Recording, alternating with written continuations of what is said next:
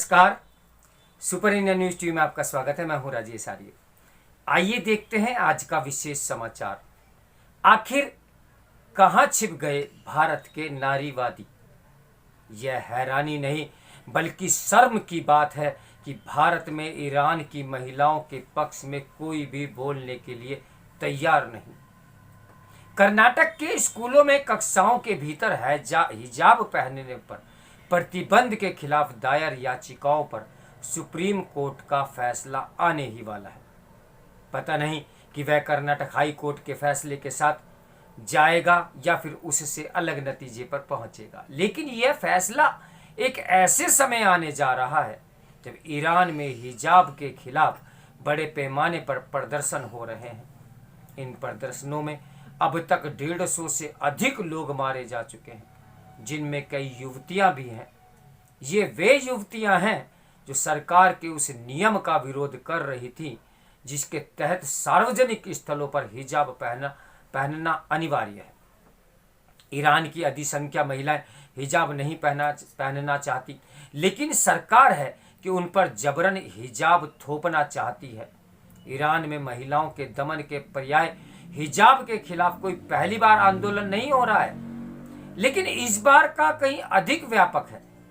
यह आंदोलन स्वतः स्फूर्त है। इसके मूल में कुर्दिश मूल की युवती महसा अमीनी की हत्या बनी, जिसे सही तरीके से हिजाब न पहनने के कारण बुरी तरह पीटा गया। जब वह मरणासन हालत में पहुंच गई तो वह कहकर अस्पताल में भर्ती करा दिया गया कि वह बीमार हो गई थी।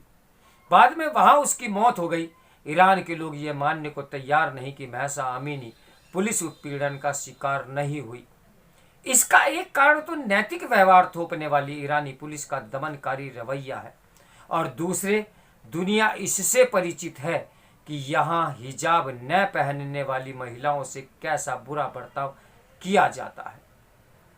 एक समय ईरान में जो महिलाएं सही तरह से हिजाब न पहने दिख जाती थी, पुलिस उनके हाथ एक ऐसे घड़े में डाल देती थी जिसमें लाल चींटियां होती थी। पुलिस उन महिलाओं के हाथ तब तक घड़े में रखती थी जब तक वे सूज नहीं जाते। ईरान में महिलाओं के उत्पीड़न के खिलाफ दुनिया भर में तीखी प्रतिक्रिया हो रही है, लेकिन भारत में रहस्यमय तरीके से सन्नाटा छाया हुआ है। उनका मौन रहना तो समझ आता है, जो कर्नाटक की स्कूली छात्राओं को हिजाब पहनाने पर आमादा थे और इसके लिए तरह तरह के कुतर्क दे रहे थे, लेकिन आखिर कथित सेकुलर लिबरल तत्व क्यों मौन है? इससे भी बड़ा प्रश्न यह है कि कथित प्रगतिशील नारीवादी और मानव अधिकारवादी कहाँ हैं? क्या ऐसे लोग भारत में नहीं हैं? हैं तो बड़ी संख्या में। उनकी सक्रियता कई अवसरों पर देखी भी जा चुकी है। ऐसे कठुआ हाथरस कांड और मीटू अभियान के समय या फिर सबरीमाला मंदिर में महिलाओं के परिवेश का मामला सुप्रीम कोर्ट के समक्ष पहुंचने के समय। ईरान में जो कुछ हो रहा है उस पर हमारे किसी राजनीतिक दल ने कोई प्रतिक्रिया नहीं दी है, इस पर आश्चर्य नहीं, लेकिन स्वयं को उदारपंथी कहलाने और साथ में महिला अधिकारों के प्रति सदैव सक्रिय, सजग और सजग से भी सजग रहने वालों की चुप्पी मैदान हैरान करती है और परेशान भी। नारीवादियों का मौन भी समझ से परे है। आखिर कहाँ गए वे सब लोग? ईरान के घटनाक्रम को लेकर विश्व के अनेक देशों और विशेष रूप से पश्चिमी देशों में हर स्तर पर प्रतिक्रियाएं देखने को मिल रही हैं। संयुक्त राष्ट्र और यूरोपीय संघ ने ईरान की स्थिति को अस्वीकार्य बताया है। इसके अलावा कई देशों के नेता, मानवाधिकार कार्यकर्ता, बुद्धिजीवी, नारीवादी और अन्य जानी मानी हस्तियां ईरान के दमनकारी रवैये पर अपना विरोध दर्ज करा रही हैं।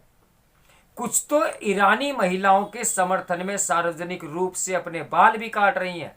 आम लोग सड़कों पर भी उतर रहे हैं। अपने यहाँ ऐसा कुछ नहीं हो रहा है। भारत में अब तक केवल 2 महिलाओं का ऐसा करने की खबर है। एक नोएडा की महिला ने अपने इंस्टाग्राम अकाउंट पर खुद के बाल काटते हुए फोटो पोस्ट की, और दूसरे एक टीवी एंकर ने स्क्रीन पर दर्शकों के सामने अपने बाल काटे। इसके अलावा किसी ने कोई वक्तव्य देना तो दूर रहा, ट्वीट और फेसबुक पोस्ट तक नहीं की।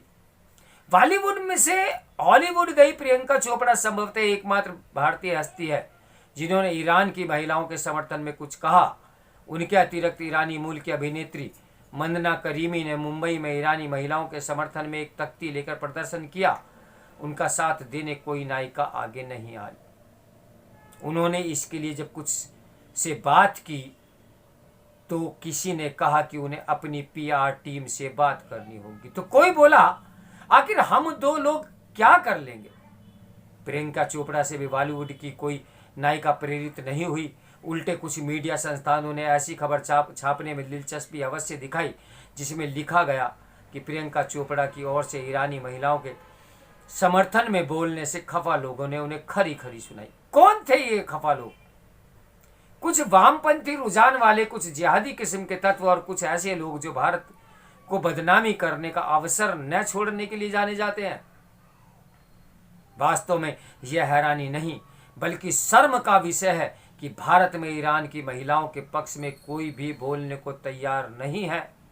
इस मौन से ईरान की महिलाएं कुछ खोने वाली नहीं है। खोएंगे तो मौन धारण किए हुए लोगों की विश्वसनीयता, क्योंकि दिनकर ये बिल्कुल सही कह गए हैं कि जो तटस्थ है समय लिखेगा उसके भी अपराध। वास्तव में इनका अपराध तो दर्ज होता साफ दिख भी रहा है, क्योंकि ढोंग कभी छिपता नहीं है। तो मेरे साथ बने रहिए सुपर इंडिया न्यूज़ टीवी की ब्रेकिंग न्यूज़ के लिए। नमस्कार, मैं हूं राजेश आर्य।